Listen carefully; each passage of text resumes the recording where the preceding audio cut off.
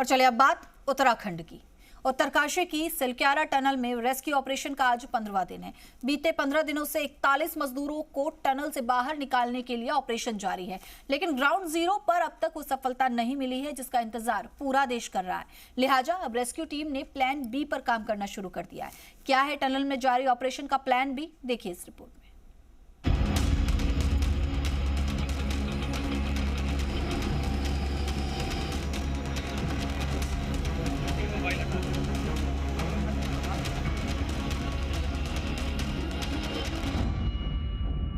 Plan B की तैयारी, अब प्लाज्मा मशीन की बारी।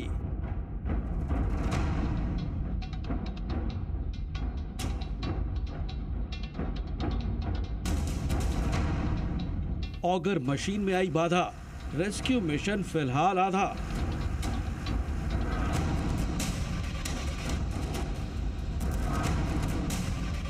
इकतालीस मजदूरों का जोश बरकरार, बाहर निकलने का इंतजार।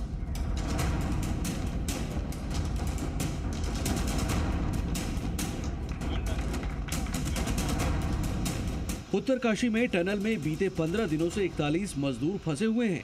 इन मजदूरों को बाहर निकालने के लिए रेस्क्यू मिशन जोर शोर से जारी है, लेकिन एक बार फिर से ऑगर मशीन में खराबी आने से ऑपरेशन रोकना पड़ा है।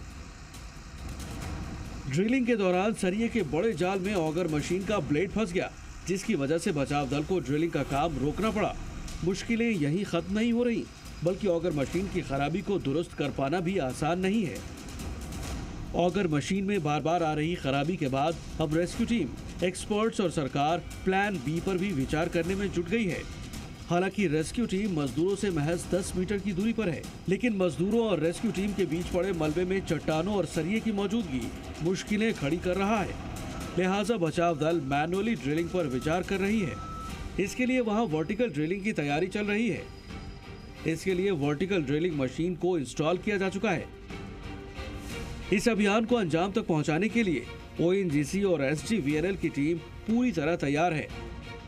इसके अलावा बड़ा अपडेट ये भी है कि रेस्क्यू ऑपरेशन को तेज करने के लिए प्लाज्मा मशीन से खुदाई भी शुरू होगी। वहीं मैनुअल ड्रिलिंग पर भी विचार किया जा रहा है। बता दें कि बचाव दल सुरंग में फंसे मजदूरों से सिर्फ 10 मीटर की दूरी पर है। राहत की बात यह है कि सुरंग में फंसी खराब ऑगर मशीन को बाहर निकाल लिया गया है और उसकी मरम्मत का काम जारी है।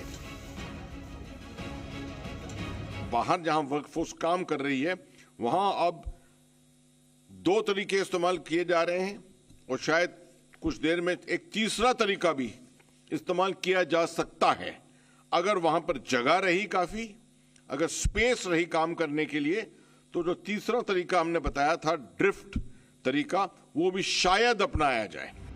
वहीं अंतर्राष्ट्रीय सुरंग विशेषज्ञ अर्नोल्ड डेक्स ने बताया था कि लंबवत ड्रिलिंग अधिक समय लेने वाला और जटिल विकल्प है। सीएम धामी ने टनल में चल रहे राहत और बचाव के काम के संबंध में अधिकारियों से जानकारी ली। सीएम धामी ने कहा कि वर्टिकल ड्रिलिंग की तैयारी पूरी हो चुकी है। जितने भी ऑप्शन हैं, जितने भी हमारे पास रास्ते हो सकते हैं उन तक पहुंचने के, उनको बाहर निकालने के, उन सभी पर काम होगा। एक साथ काम होगा।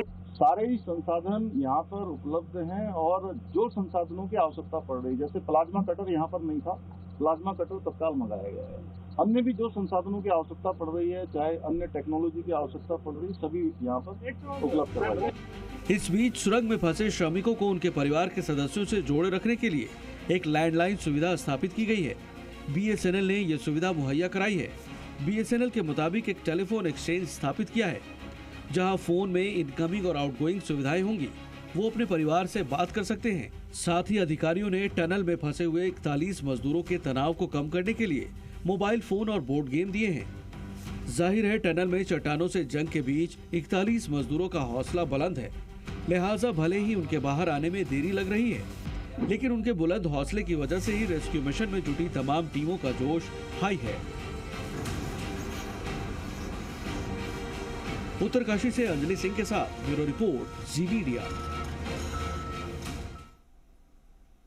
और चलिए इसी के साथ इस बुलेटिन में फिलहाल के लिए